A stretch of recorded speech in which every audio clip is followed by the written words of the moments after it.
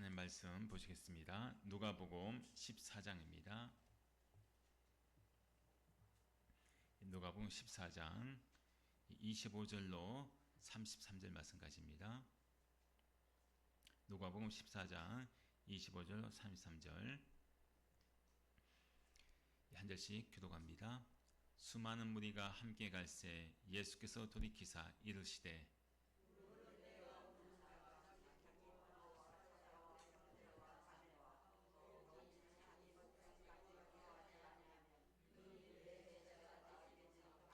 누구든지 자기 십자가를 지고 나를 따르지 않는 자도 능히 내 제자가 되지 못하리라.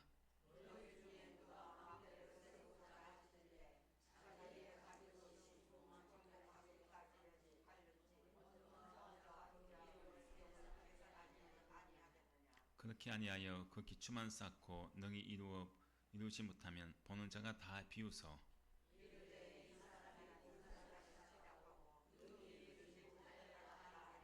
또 어떤 임금이 다른 임금과 싸우러 갈 때 먼저 앉아 1만 명으로서 저 2만 명을 거느리고 오는 자를 대적할 수 있을까 헤아리지 아니하겠느냐.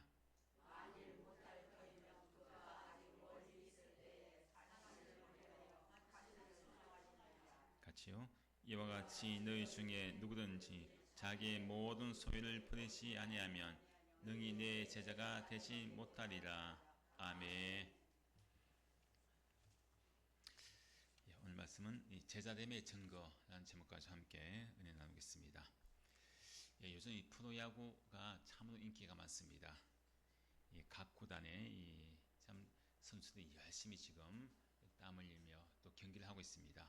특히 대전에서 이제 경기가 열릴 때 보면요, 이 경기 시작 전에 수많은 사람들이 이 경기장에 야구 경기장에 찾아갑니다.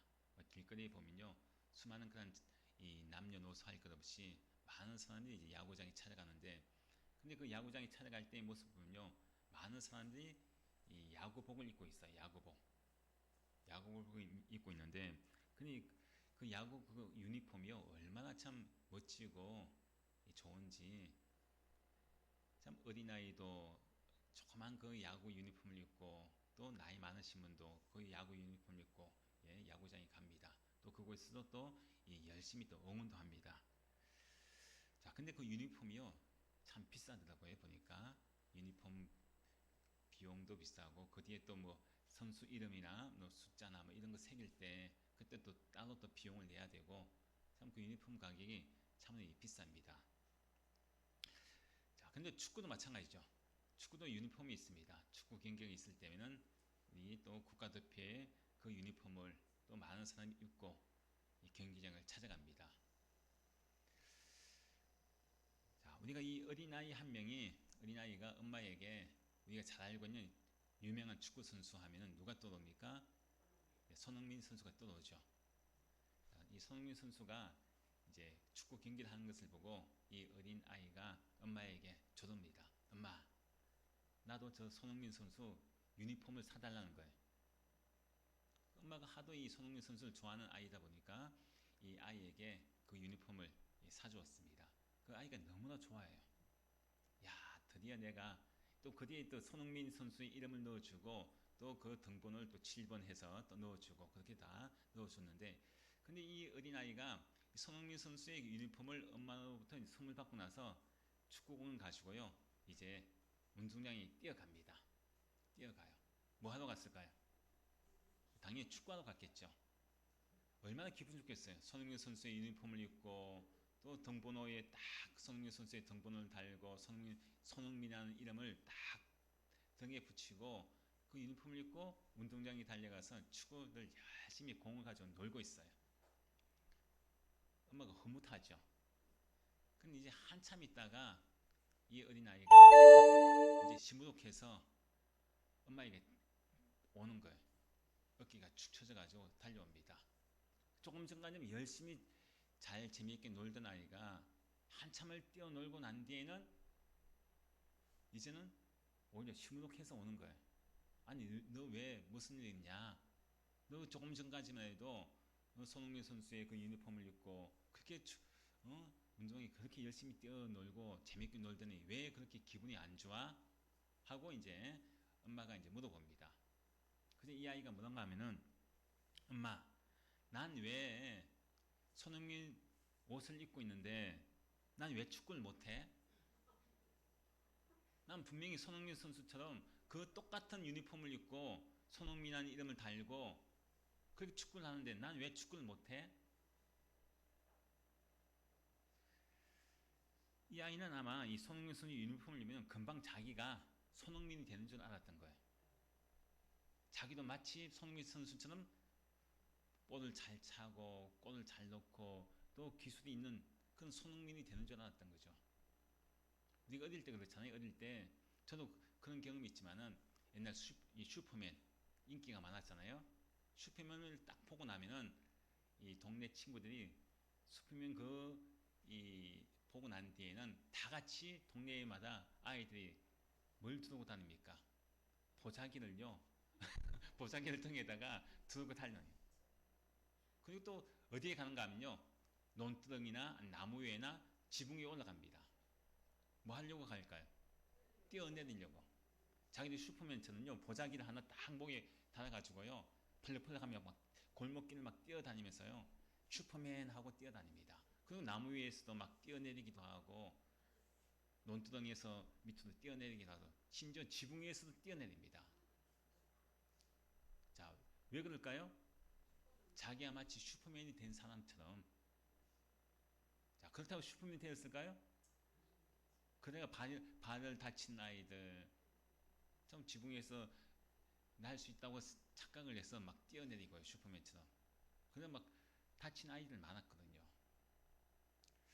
참 이것을 볼 때요. 우리가 보면은 아까 앞에 말씀드린 이 운동복 유명한 그런 선수의 운동복을 내가 입고 있다고 해서 내가 또 슈퍼맨의 그 망토를 내가 뭐 보자기라 할지라도 걸친다고 해서 내가 유명한 그 선수처럼 되는 것은 아닙니다. 그래서 요즘은 이런 말이 있습니다. 운동복 그리스도인이란 말이 있습니다. 운동복 그리스도인. 무슨 말이냐? 외적으로 보면요. 운동복을 입고 있는 사람처럼 내가 마치 손흥민의 그 선수의 옷을 유니폼을 입고 있는 것처럼 내가 입고 있는 거예요. 내가 손흥민이 아닌데도. 그래서 운동장에 가서 마치 내가 손흥민 선수처럼 그렇게 행동합니다. 주일이 되면 예배에 참석하고 찬송하고 기도하고 말씀을 듣고 교제 나누고. 자, 근데 사실은요. 그렇게 이 그리스도인이라고 하는 옷을 내가 입고 교회에 오곤 있지만은 진짜 그리스도인이 되는 것은 아니라는 거예요. 손흥민 선수의 옷을 입고 내가 운동장에 간다고 해서 내가 손흥민이 될 수 없는 것처럼 그리스도인이라고 하는 주일에 대해서 내가 교회에 참석을 하고 예배를 드리고 있지만은 그 옷을 입고 내가 유니폼을 입고 내가 교회에 왔지만은 진정한 그리스도인이냐? 내가 운동복 그리스도인이냐? 운동복만 걸친 그는 그리스도인의 모습은 아닌가? 많은 그런 사람들이 운동복 그리스도인이 많다는 것입니다.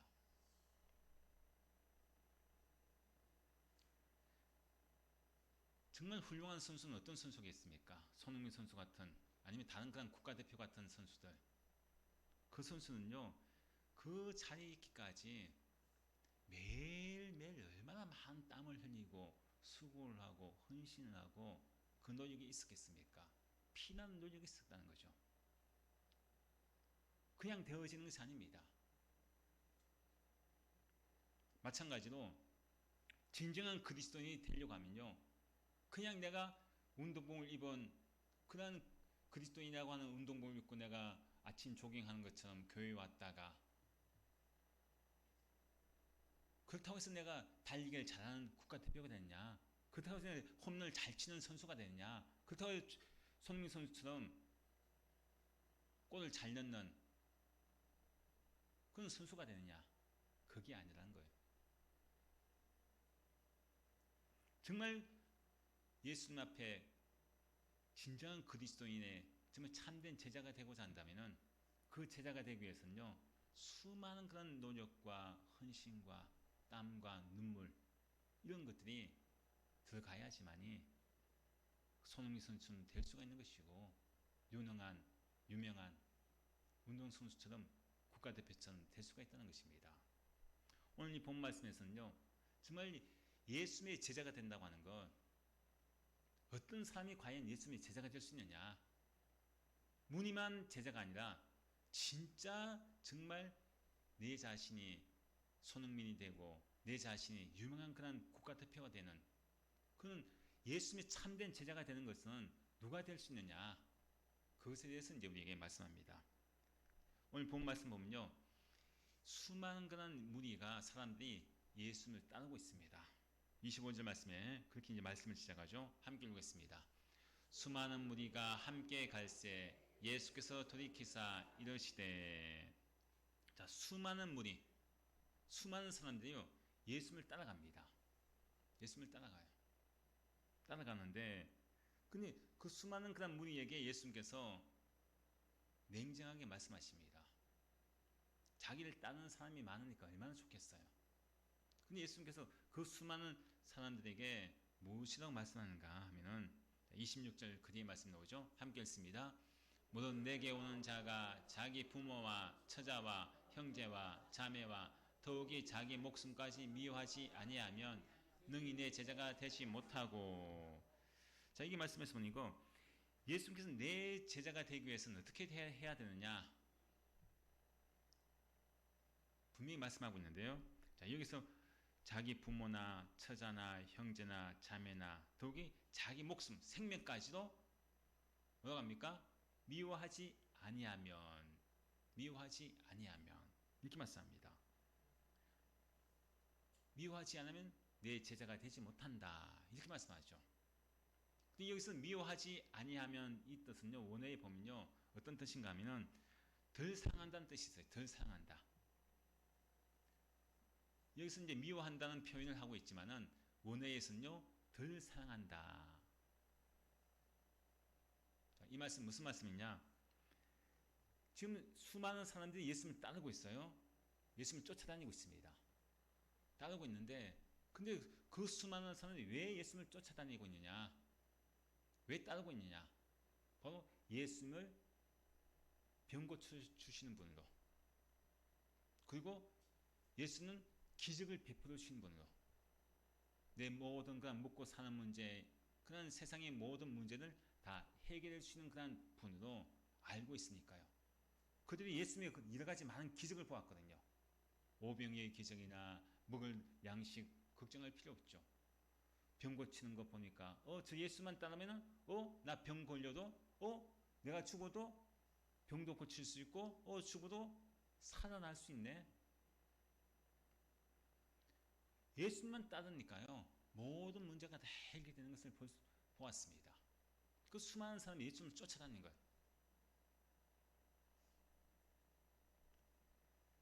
자, 그 수많은 사람들에게, 그러한 목적을 가지고 쫓아다니는 사람들에게 예수님께서 이야기하시죠. 야, 너희들 지금 나를 다 쫓아다니고 있는데 이 땅의 세상의 그런 문제, 먹고 사는 문제들, 이런 것을 나를 통해서 해결한 밖에 없느냐? 그래서 나를 쫓아다니고 있느냐? 그것 때문에 정말 내 제자가 되길 원하느냐? 그렇다면은 너희들 제자 될 자격이 없다는 겁니다. 진짜 내 제자가 될 자격이 무엇이냐? 세상의 어떤 것보다도 가장 너희 소중하게 생각하는, 가장 귀하게 생각하는 것들, 오늘 말씀에 있는 가족 아닙니까? 부모나 처자나 형제나 자매나 더욱이 또 가장 중요한 목숨, 생명, 이것까지도 나보다 덜 사랑해야 돼. 그럼 누굴 가장 사랑하는 것입니까? 예수님이죠. 자기 목숨보다도 예수님을 더 사랑하는 거예요. 자기 가족보다도, 자기 가정보다도, 자녀보다도 우선순위가 누구냐? 예수님이란 것입니다. 그래서 덜 사랑한다. 그 사람을 아예 가족들 미워하는 것이 아니죠. 배척하는 건 관계를 다 끊어버리는 것이 아니라는 거예요. 우선순위의 문제를 가지고, 우선순위의 문제. 보통 이단들 보십시오. 이단들은요 아예 가족 관계를 다 끊잖아요. 집을 나가버리고 이혼하고. 여기서는 그런 의미가 아닙니다. 여기서는요, 우선순위의 문제를 가지고 제자가 될 수 있느냐 되지 못하느냐, 그것을 예수님이 말씀하시는 거예요. 사랑을 하되 부모도 사랑하고 형제 자매도 사랑하고 모든 것들 가장 소중하게 생각해 생명도 사랑하되 가장 먼저 우선순위는 나를 먼저 사랑해라, 그 말입니다. 오늘날도 마찬가지죠. 우리가 수많은 사람들이 예수님을 따른다고 교회에 오고 있습니다. 우리 장은시학교에 오기도 하고 또 다른 교회 또 가기도 하고, 각 교회마다 예수님을 따르는 수많은 사람들이 예수님을 따릅니다. 오늘도 우리 장은시학교에 예수님을 따르기 위해서 이렇게 오지 않았습니까? 다른 교회도 마찬가지고요. 자, 그렇다면은 이 수많은 그런 사람들 가운데 과연 예수님께서 원하시는 진정한 제자가 과연 있느냐 하는 것입니다.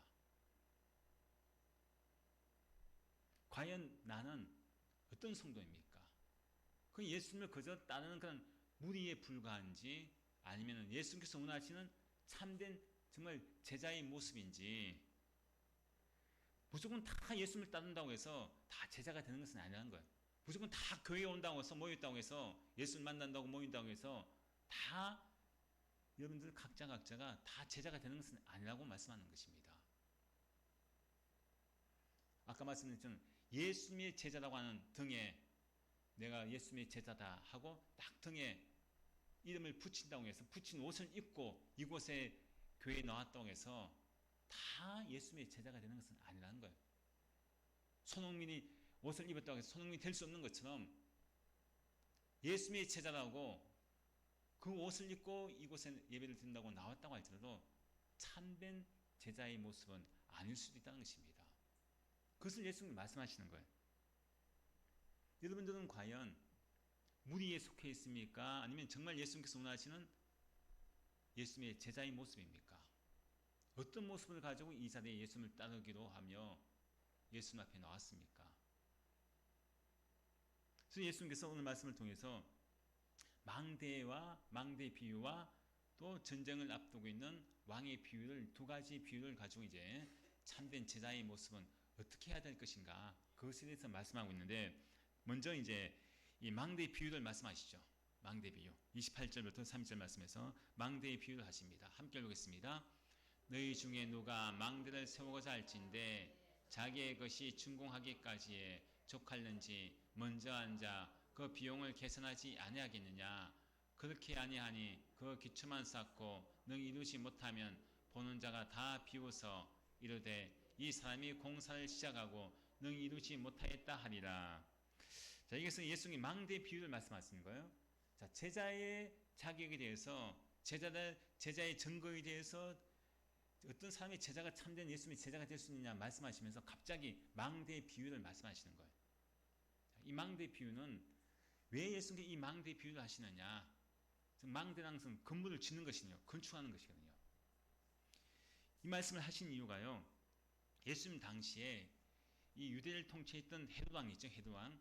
이 헤롯 왕이 자기의 권력을 과시하기 위해서요, 유대 전역에다 큰 그런 건축물을 짓고 있습니다.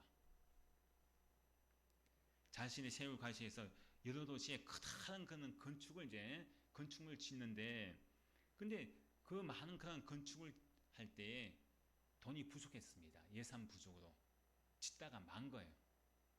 짓다가 미완성으로 끝나는 경우가 참 많았어. 그래서 수많은 그런 사람들이 이제 그것을 보고 백성들이 이 헤롯 왕을 조롱하는 거예요. 비웃는 거예요. 아니, 돈도 없으면서 무슨 저렇게 큰 그런 건축을 한다고, 집을 짓는다고, 응? 그 처음에 열심을 가지고 시작을 했다가 결국은 그 건물을 완성하지 못하고 미완성의 건물로 그냥 놔두고 그렇게 하는 것이 자꾸 많아지니까 백성들의 원성을 사게 되고 백성들이 이 헤롯 왕을 비웃는 겁니다. 아니, 돈에 맞게 건축을 해야지, 돈도 없는데, 응? 시작은 해놓고 짓다 말고, 그 사람들이 막 비웃는 거예요. 그러니 이 정황 속에서 이 비유의 말씀을 하시는 거예요. 그 한마디로 말하면 오늘날 우리가 큰 건물을 짓는 건축주가 있어요. 근데 건축주가 있으면 만약에 내가 뭐 5층짜리 건물을 짓는다. 아니면 뭐 그냥 가정집을 짓는다. 그럼 여러분들 집을 지을 때 가장 먼저 생각할 것이 뭐겠습니까? 건축비죠. 돈이 있어야 짓는 거 아닙니까? 그럼 내가 1억짜리 집을 지으려고 하면 근데 최소한 1억 이상은 또 가지고 있어야 되잖아요. 더 부대 비용은 더 들어갈 거 있으면은 그래 어느 정도 그 집을 지을 내가 예산을 세워가지고 집을 짓지 않습니까? 근데 오늘 말씀을 통해서 망대 비유는 뭔가 하면은 건물을 짓는데요. 그런 거 전혀 생각하지 않고 건물을 짓는 거예요. 그건 짓다 보니까 돈이 없는 거예요. 어? 왜, 왜 돈이 없지? 그러다 그냥 건물을 짓다가 기초만 딱 하고 그만 공사가 멈춰지는 그런 사태가 온 것을 이야기합니다. 이런 사람 지혜롭지 못한 사람 아닙니까? 중도에 포기하게 되는 것이죠. 그래서 이 망대의 비유를 통해서 우리에게 뭘 말씀하시냐? 정말 네가 나의 제자가 되고자 원하느냐? 내 길을 따르고자 하느냐? 정말 네가 망대를 세우고자 하는 것, 즉 네가 제자의 길을 끝까지 가기를 원하느냐? 건물을 완성하기를 원하느냐? 그러면은 네가 중도에 나를 따르고 내가 기적을 베푼 것, 병든 자 고치고 죽은 자를 살리고 오병이의 기적을 일으켜서 많은 사람에게 양식을 제공하는 이런 놀라운 그런 기적들 그것을 보고 그냥 순간적으로 따랐다가 무작정 따랐다가 그냥 중도에 포기하지 말라는 거예요. 나중에 실망해서 포기하지 말라는 것입니다. 나를 따르려면은 건물이 완공되기까지 철저하게 그것을 생각해서 끝까지 중도에 포기하지 말고 나를 끝까지 따르라. 그 말씀을 이 망대 비유를 통해서 말씀하는 겁니다. 우리의 신앙이 그렇다는 거죠. 신앙은요, 우리 달리기 비유하지 않습니까? 우리 신앙의 모든 그 모습은요, 달리기와 같습니다. 그것도 마라톤이죠, 마라톤. 100m 달리기 아닙니다. 단거리가 아닙니다. 아주 멀리까지 달려가야 하는 그런 이 마라톤과 같은 것인데, 무엇을 이야기하는가 하면은, 교회 출석을 내가 처음에 나와서 예수님 믿고 열심히 전합니다. 열심히 내가 봉사하고 헌신을 전합니다. 근데 열심히 했다가 중도에 포기하는 사람이 있어요. 중도에. 제가 가장 목회하면서 가장 안타까운 것 중에 하나가 무엇인가 하면은 젊은 시절에 열심히 신앙생활을 잘하고 하나님 앞에 열심을 가지고 믿음으로 잘 살았습니다. 근데 중간에 논인이 되었던지 중간에 포기하는 거예요. 신앙을 포기합니다. 믿음을 포기합니다. 공사를 끝까지 마무리해야 되는데 공사를 하다 말고 기초공사하고 거기서 그냥 포기를 하는 거예요.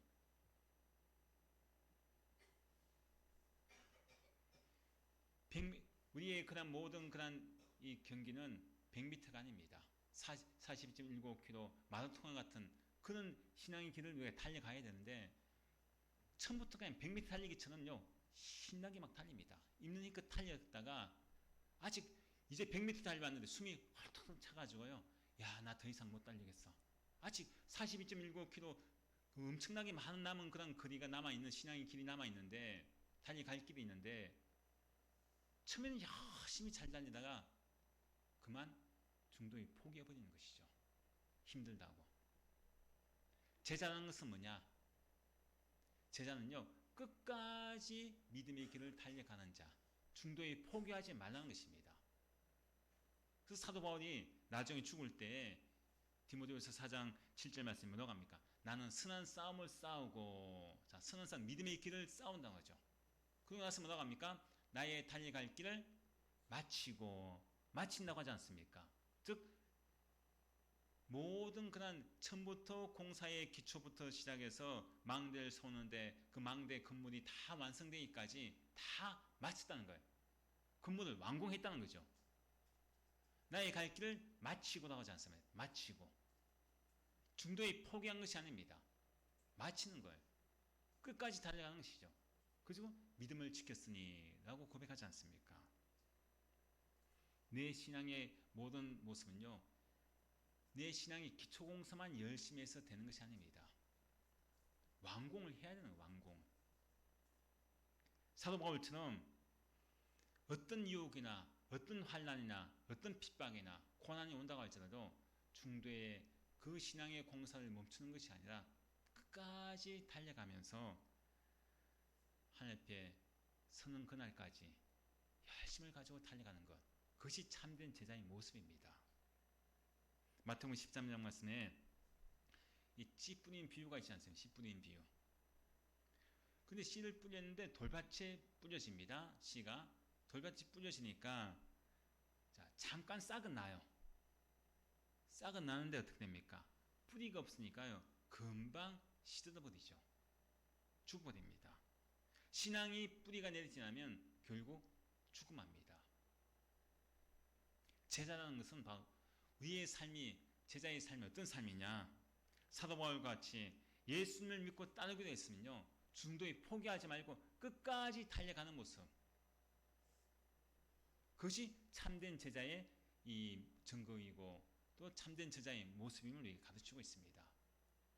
그래서 우리가 신앙생활을 같이 하고 있지만은 중도에 포기하는 사람이 있습니다. 그만두는 사람이 있어요. 왜 그렇습니까? 지혜롭지 못한 것이죠. 바로 이 망대 비유를 통해서 그걸 말씀하는 거예요. 중도에 포기하지 말아라. 네가 너희들이 정말 나를 따르고자 하느냐? 그 수많은 사람들에게 바로 망대 비유를 통해서 너희들 정말 내 참된 제자가 되고자 한다면 중도에 포기할 생각하지 마라. 끝까지 나를 따르라. 그 말씀을 이제 하고 있습니다. 또 두 번째 비유는요, 이 31절, 32절 말씀에 한 임금의 비유를 이제 말씀하고 있는데, 자, 31절, 32절 함께 읽습니다. 또 어떤 임금이 다른 임금과 싸우러 갈 때 먼저 한 자 1만 명으로 저 2만 명을 거느리고 오는 자를 대적할 수 있을까 헤아리지 아니하겠느냐. 만일 못할 터이면 그가 아직 멀리 있을 때에 사신을 보내어 화친을 청할지니라. 자, 이 비유는 어떤 이야기냐. 자, 10,000명의 군사를 거느린 왕이 있습니다. 근데 2만 명을 거느린 그 왕과, 군사를 거느린 왕과 싸우려고 하는 거예요. 근데 자기는 10,000명밖에 없잖아요. 그 상대방 나보다 더 배나 많잖아요. 그 싸워봤자 분명히 자기가 패할 건 뻔하죠. 패할 건 뻔합니다. 그래서 안 되겠다. 내가 싸워봤자 이 전쟁은 내가 승리할 수 없구나. 그러니까 2만 명이 가진 그 왕에게 화친을 청하는 거예요. 야, 우리 싸우지 말자 하고 사신을 보내서 화친을 청한다는 것입니다. 싸우면 결국은 전쟁이 패할 수밖에 없는 것을 분명히 알기 때문이죠. 자, 이 말씀 무슨 말씀이냐?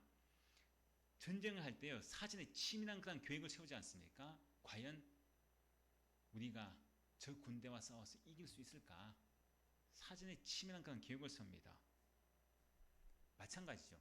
영적 전쟁도 마찬가지예요. 영적 전쟁도 우리가 영적 전쟁할 때, 마귀와 싸울 때요, 우리는 당연히 그 전쟁에서 육신의 그런 힘 가진 싸우면은 100점 100패입니다. 질 수밖에 없죠. 내 힘 가지고는 싸워서 반드시 패합니다. 내가 아무리 신앙의 열심을 가지고 있다고 할지라도 내 그 신앙, 내 능력 가지고는요, 절대로 악한 마귀와 전쟁에 싸울 수 없습니다. 이길 수가 없다는 것이죠. 많은 그런 죄의 유혹이 오고 세상에 여러 가지 많은 그런 어려움이나 사탄의 공격이 찾아오게 되면요, 나는 반드시 지게 되어 있습니다. 하지만은 내가 이길 수 있는 방법은 무엇이겠습니까? 내 힘이 아니라 예수님께 도움을 청하는 거예요. 예수님의 능력으로 그 전쟁에서 싸워야지 이길 수 있음을 말씀하는 것입니다. 제자의 길은요, 어떤 사람이냐? 자기 힘을 의지하는 것이 아니라 오직 주님의 능력을 부여잡고 나아가는 자, 그런 믿음을 가지고 살아가는 자, 그런 사람이 바로 예수님의 제자가 될 수 있다. 그렇게 말씀합니다. 그러니까 미국에 유명한 그런 부대가 있죠. 네이비실이라고 하는 그런 부대가 있습니다. 그 부대는요, 훈련을 하는데 만약에 전쟁이 일어났다. 그것을 가상을 해서 훈련합니다. 가상훈련. 어떤 훈련이냐? 최악의 상황을 생각하는 거예요. 포로 잡혔을 때, 내가 포로 잡혔을 때, 그리고 또 내가 몸이 다쳤을 때, 부상을 입었을 때, 그리고 내 옆에 있는 전우가 죽었을 때, 모든 그런 전쟁에서의 모든 상황들을 다 하나하나 가정을 해가지고요, 거기에 맞게 훈련한다고 합니다. 그래야지 내가 그 상황이 닥쳤을 때 당황하지 않고 거기에 즉시 내가 대처할 수 있으니까. 우리가 예수를 믿고 따른다는 것은요, 이런 준비를 하고 살아야 것입니다. 이런 준비. 우리가 앞에 망대 비유나 그리고 또 두 번째 비유 왕의 비유에서 공통적인 그런 이야기가 있어요. 단어가 있습니다. 무엇인가면요, 28절 말씀에 보면은, 자, 망대를 짓잖아요. 망대를 지을 때, 건물을 지을 때 28절 말씀에 뭐라고 합니까? 보니까 너희 중에 누가 망대를 세우고 살진데 자기의 가진 것이 중궁하기에 촉하는지. 자, 공사비를 생각해 보는 거예요. 공사를 할 때, 집을 지을 때 공사비를 이제 계산해 본다는 거죠. 촉하는지 먼저 앉아 비용을 계산하지 아니하겠느냐죠. 먼저 앉아 있는 거예요. 먼저 공사를 하기 전에 앉아 있는 거예요. 앉아서, 야, 내가 이렇게 이 건물을 지으려면 돈이 얼마 정도 들구나, 인건비 얼마, 뭐 자재비 얼마, 이렇게 해서 얼마 들겠구나. 먼저 앉아서 비용을 계산해 보잖아요, 우리가. 자, 그리고 또 이 왕의 비유를 통해서 31절 말씀 나오죠. 31절. 또 어떤 임금이 다른 임금과 싸우러 갈 때 먼저 앉아 1만 명으로서 저 2만명을 거느리고 온 자를 대적할 수 있을까 헤아리지 아니하겠느냐. 자, 전쟁을 하는데 상대방 적군과 이 왕과 싸우려고 하는데 어떻게 합니까? 계산을 하는 거예요. 어떤 계산하기 위해서 어떻게 합니까? 먼저 앉으라고 하죠. 앉아. 자, 공통점이 있죠. 망대 비유와 이 왕의 임금 비유. 어떤 공통점이 있습니까? 먼저 앉아. 동일하게 망대를 짓기 전에 먼저 앉아서 계산하는 겁니다. 또 상대방 임금과 싸우러 갈 때 먼저 앉죠. 전쟁을 하기 전이나 망대를 세우기 전에 뭘 합니까? 먼저 앉습니다. 둘 다 먼저 앉으라는 단어가 나오는 거예요. 반복되어 나옵니다. 저기 말씀은요, 너희들이 정말 내 제자가 되고자 원하느냐. 저 여러분들에게 예수님 말씀하시는 거예요. 우리가 예수님을 따르기로 모이지 않았습니까? 너희들이 정말 내 제자가 되기 원하냐? 그러면은 정말 너희들이 내 제자가 되고자 하는데 먼저 앉아서 깊이 생각해봐라. 생각해보라는 거예요. 우리가 그렇잖아요. 건물 지을 때도 전쟁할 때도 얼마나 깊이 생각합니까? 고민을 하죠. 엄청난 그런 고민이 있습니다. 그때 앉아서 결단을 해서 내가 망대를 세워야 되겠다. 전쟁을 해야겠다. 그런 결정을 하지 않습니까?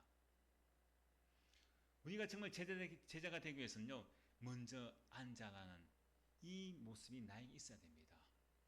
그냥 예수님을 그냥 얼렁뚱땅 따라다니서 안 돼요. 친구가 장에 간다고 해서 그냥 가는 것이 아닙니다. 내가 왜 장에 가야 되느냐? 즉 내가 왜 예수님을 따라야 하느냐?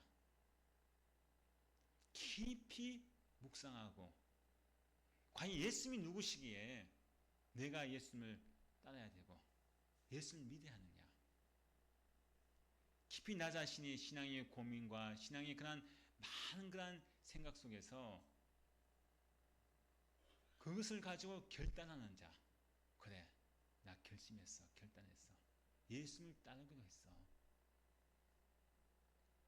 어떻게?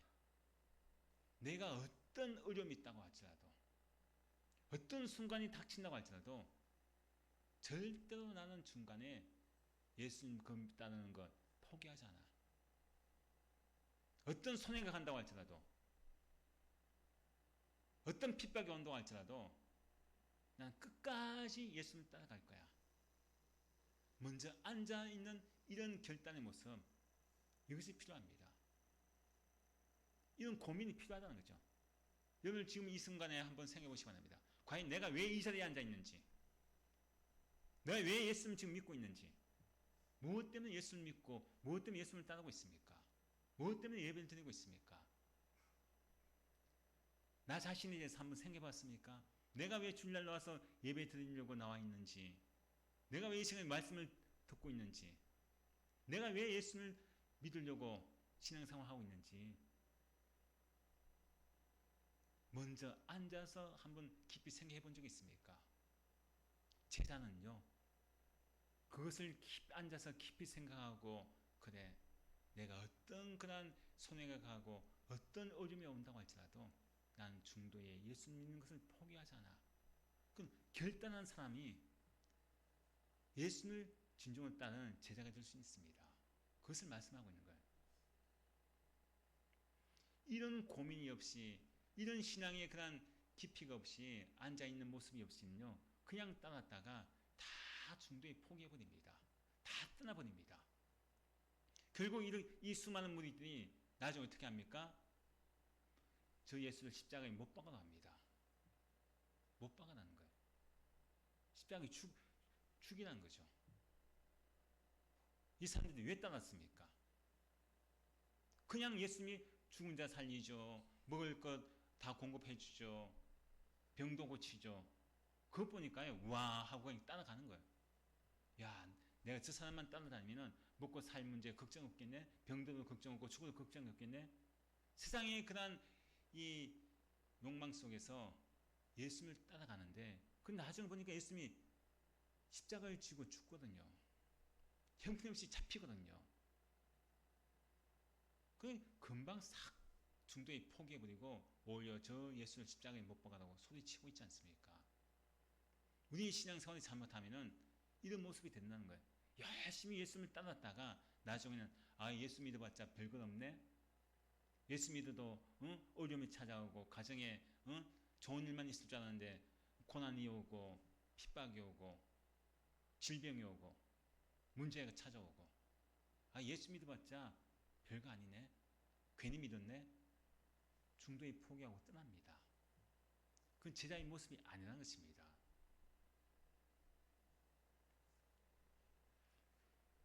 그래서 무작정 따르고 있는 그 무리에게 예수님께서 33절 말씀에 뭐라고 합니까? 33절 함께 읽겠습니다. 이와 같이 너희 중에 누구든지 자기의 모든 소유를 버리지 아니하면 너희 내 제자가 되지 못하리라. 자, 너희 중에 누구든지, 자, 무리들 중에 누구든지, 바로 저에게도 말씀하시는 거죠. 너는 각자에게 말씀하는 거예요. 누구든지, 목사이건 장로이건 누구든지, 신앙생활 몇 수십 년 했건 누구든지 뭐라고 합니까? 자기의 모든 소유를 버리지 아니하면 내 제자가 되지 못한다고 말씀합니다. 야, 그러면 내 모든 소유를 다 뭐 바쳐야 되나? 보통 이단들 그렇잖아요.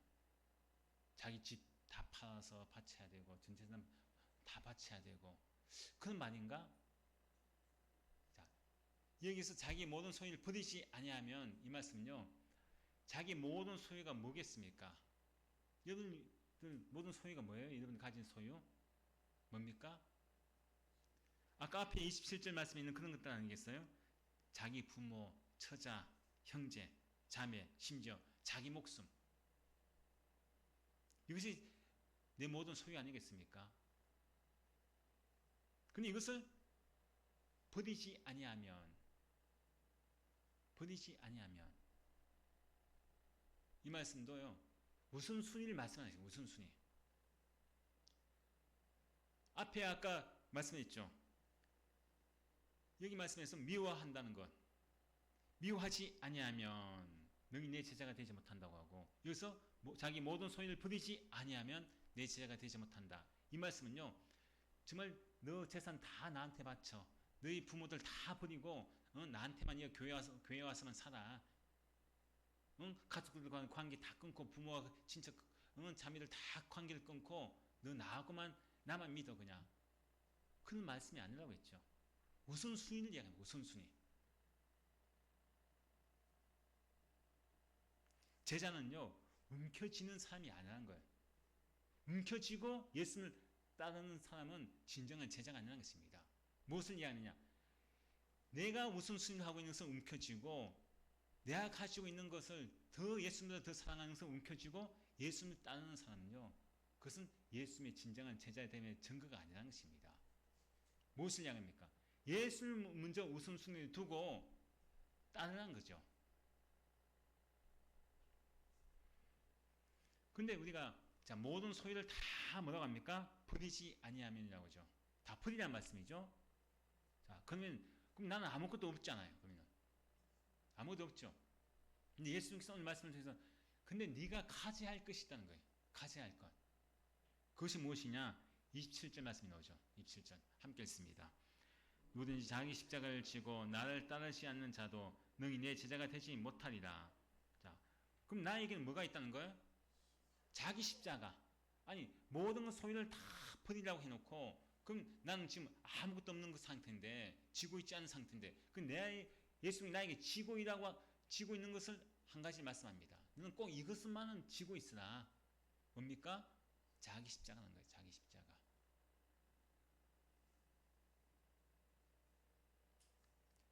그 당시 십자가는 이 당시에 예수님이 말씀은요 엄청난 말씀입니다. 우리가 지금 읽으면 그냥 아무것도 아닌 말씀 같지만은 누구든지 자기 십자가를 지고 그 당시 십자가는 여러분 잘 아는 것처럼 가장 끔찍한 처형 도구 아닙니까? 사형 도구. 그럼 자기 십자가를 지는 거예요. 그럼 나보고 뭐라고 하는 거예요? 죽으라는 거죠. 그 당시 십자가형을 받는 사람은 자기가 매달려 죽는 십자가를 지고 가지 않았습니까? 예수님도 자기 십자가를 지고 갔잖아요. 그 십자가를 지고 갈 때 수많은 사람의 조롱을 받습니다. 얼마나 부끄러운 건 수치입니까? 또 십자가 그 나무가 얼마나 무거워요. 엄청난 그런 고통과 고난이 있죠. 수많은 사람들에게 수치를 당하죠. 부끄러움을 당하지 않습니까? 조롱을 당합니다. 근데 여기서 예수님께서 자기 십자가를 지는 자만이 내 제자가 된다는 것은 뭘 이야기합니까? 내가 죽어야 되는 것입니다. 내 자신이요 완전히 십자가에 내가 죽어야 된다는 거예요. 그 십자가를 내가 지라는 것입니다. 즉 내가 죽으면은 여러분들 아무것도 없잖아요. 나는 소유하는 것 아무것도 없죠. 자기 십자가를 지는 자가 오직 예수님을 전적으로 따를 수 있는 제자가 됨을 말씀합니다. 여러분들 자기 십자가를 지금 지고 있습니까? 아니면 여러분들 내 십자가 어디 있는지 알지도 못하는 상태의 신앙생활을 하고 있지는 않습니까? 십자가 없이 신앙생활하는 사람은요 그 사람들은 무리입니다. 무리. 제자가 아니라 그냥 예수님을 그저 따라다니는 무리에 불과합니다. 아 교회에 넣으면 병도 고칠 수 있겠구나. 교회에 넣으면 우리 가정이 잘 되겠구나. 복 받겠구나. 교회에 넣으면 사업도 잘 되고 돈도 많이 벌 수 있겠구나. 무리에 속합니다. 십자가 없이 살아가던 신앙생활하는 사람들. 예수님의 제자는 그 옷만 입고 있지 그렇다고 해서 그 사람이 진정한 제자가 아니라는 것입니다.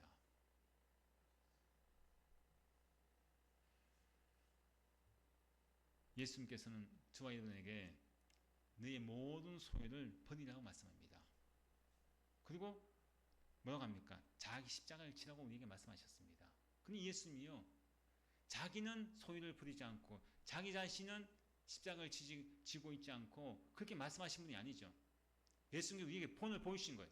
제자됨의 증거를 먼저 우리에게 본을 보이신 분이 바로 예수님이십니다. 예수님께서는 어떤 분이십니까? 하늘의 보좌를 버리시고 이 땅에 오시지 않았습니까? 버리셨죠. 그리고 예수님께서는 근본 하나님의 본체시지만은 하나님과 동등됨을 버리셨습니다. 자기를 비워서 종의 형체를 가지고 이 땅에 오신 분이 아닙니까? 자기를 낮추고 죽기까지 복종하신 분입니다. 십자가에 자기 십자가를 지고 죽으신 분이 바로 예수님이십니다. 제자됨의 증거를 친히 먼저 보여주셨잖아요. 너희들만 모든 소유를 버려라. 자기 십자가를 지라. 말로만 하신 분이 아니라는 거예요. 직접 보여주셨죠.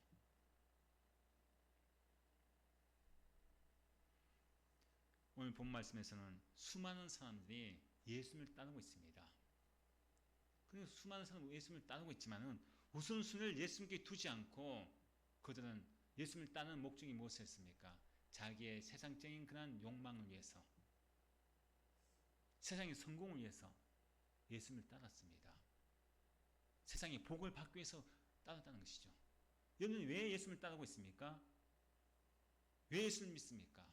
무엇 때문에? 혹시 우리 가정이 예수 믿고 잘 될까봐, 복 받을까봐. 그것은 무리에 속하는 사람들입니다. 예수님 말씀하시죠. 내 제자가 되라고 말씀해요. 내 제자가. 무리에 속하지 말고 정말 내 제자의 삶을 살아라. 그것을 말씀하고 있습니다. 우선순위가 바뀌면요, 자기 십자가를 지고 예수님을 따르는 참된 제자가 될 수 있음을 말씀합니다. 하나님을 영어로 뭐라고 합니까? 영어로 어떻게 해요? 하나님을 영어로 뭐라고 합니까? 하나님. 예? 하나님. God. God. 그죠? God. 영어로 God죠. God. 하나님이죠. 우선 이 순서가 바뀌어지면요, 놀라운 단어가 됩니다. 순서가 바뀌면은 뭐가 될까요? 거꾸로 해보세요. God. DOG가 되죠. DOG. DOG가 뭡니까? DOG. 개입니다. 개, 도그. 개. 우리 도그라고 하잖아요. 영어로 도그, 개는. 우선순위가 바뀌는 거예요. 전능하신 그 하나님이 우선순위가 바뀌는 거예요. 뭐가 돼요? 개가 되는 거예요. 개. 우리가요, 하나님을 바라보는 자로 살아가야 되고 하나님을 따르는 자로 살아가야 되는데 그 우선순위가 바뀌게 되면은 우리 인생이 어떤 인생이 됩니까? 개 같은 인생이 되는 거예요. 위의 것을 바라보고 예수님을 따라야 되는데 개는 어떤 존재입니까? 땅에 있는 존재 아닙니까? 땅에 속한 존재죠. 먹을 것만 주면 좋아하고 간식만 주면 좋아하고 주인을 잘 따릅니다. 하나님을 바라보지 않고 땅을 보고 살아가는 인생, 그 인생은요, 개와 같은 인생입니다.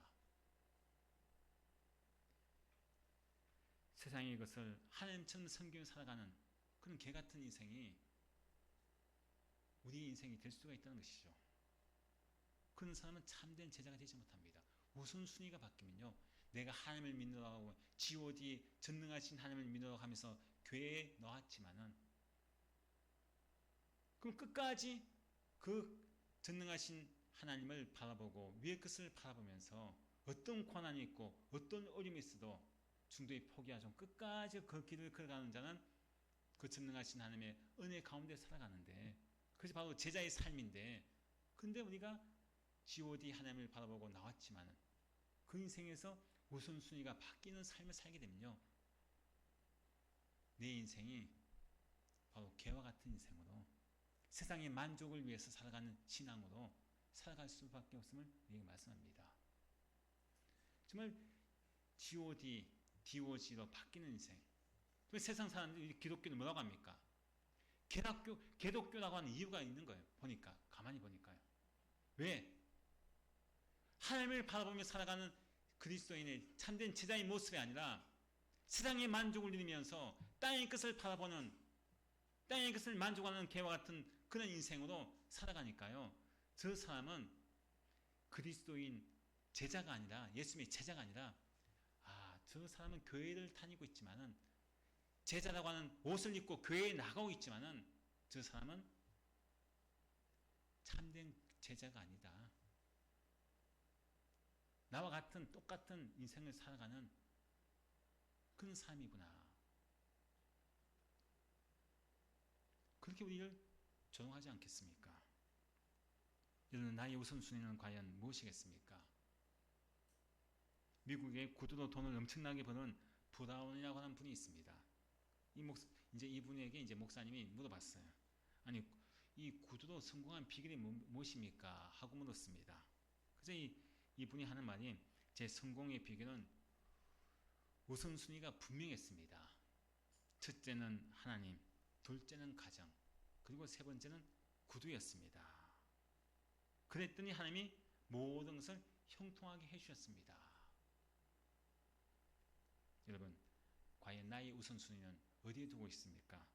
우선순위가 잘못되면요, 내 인생은 하나님이 아닌 개와 같은 땅의 끝만을 찾고 찾으며 신앙생활을 할 수밖에 없는 무리와 같은 그는 예수님을 따르는 자가 될 수밖에 없습니다. 우선순위가 올바를 때 우리가 예수님의 제자가 될 수 있음을 말씀합니다. 나에게 주신 십자가, 그것을 어디에 두고 있습니까? 그 십자가를 내가 내팽개치고 편안하게 신앙생활을 하려고 하고 있지 않습니까? 그 십자가를 지는 자만이 끝까지 어떤 고난이 오고 핍박이 오고 유혹이 온다고 할지라도 예수님처럼 그 십자가를 끝까지 지고 가면서 예수님의 제자가 된 삶을 우리가 살아갈 수 있음을 말씀하고 있습니다. 우리 모두가 항상 자기 십자가를 지고 끝까지 우선순위를 예수님께 두면서 살아갈 수 있는 참된 제자의 삶을 살아가시길 축원드립니다. 함께 기도하실 때 하나님을 내 삶의 최고의 우선순위를 모시고 살지 못함을 용서하옵소서 기도하시고, 두 번째로 끝까지 십자가를 지신 예수님을 본받아서 나 또한 자기에게 주어진 자기 십자가를 지고 따르게 하옵소서 기도하시고, 마지막 세 번째로 예수님의 제자가 되어서 복음을 전하는 복음의 증인이 되게 하옵소서. 이 시간 함께 결단을 기도하시겠습니다. 아버지 하나님 감사합니다. 9월달 특별히 아버지 성수기의 달을 맞이해서 귀한 또 누가복음 말씀으로 함께 나누었습니다. 아버지 하나님, 오늘 말씀을 통해서 참된 제자의 됨의 증거에 대해서 우리에게 말씀해 주셨습니다. 아버지, 수많은 사람들이, 수많은 무리가 예수님을 따르고 있습니다. 아버지 하나님, 수많은 무리가 예수님을 따르고 있지만 그 가운데 과연 얼마나 많은 사람이 참된 제자입니까? 아버지 하나님, 우리의 모든 삶의 우선순위가 예수님이 아니라 다른 것에 우선순위를 두고 날마다 세상의 것을 바라보며 그 세상의 것에 만족하며 살아가는 우리 인생이 아닙니까? 그러한 우선순위가 잘못된 그 모든 신앙의 삶을 이상 아버지께 고백하며 용서하여 주시옵소서. 아버지 하나님, 주님께서 우리에게 제자됨의 증거, 제자됨의 그러한 아버지의 모습을 친히 보여주셨습니다. 예수님께서 수많은 사람들에게 조롱을 당하고 또 십자가의 죽기까지 복종하신 것처럼 아버지 하나님, 우리에게 또 그 예수님의 그 길을 따라갈 수 있는 복빈기한 삶을 살기만 합니다. 날마다 나에게 주어진 십자가를 끝까지 잘 지고 갈 수 있는 복빈기한 자네의 삶을 살도록 인도하여 주시옵소서. 아버지 하나님, 그 예수님의 제자가 되어서 날마다 복음을 전하는 자가 되기만 합니다. 수많은 사람에게 아버지 제자가 되지 못하고 아직까지 정말 무리로 살아가는 수많은 사람에게 예수 그리스도를 증거함으로 그 모든 신들도 잘 삼는 복빈기한 삶이 되게 역사하여 주시옵소서. 이제는 우리 주 예수 그리스도의 무한하신 은혜와 아버지 하나님의 극진한 사랑하심과 성령님의 내주기 통하심이 예수님의 제자가 되기 위해서 매일 몇 순간마다 나에게 주어진 자기 십자가를 지고 끝까지 중도에 포기하지 않고 주님을 따르기로 결단한 이 모든 순들 무리 위에 이제로부터 영원토록 함께 하시기를 간절히 축원하옵나이다.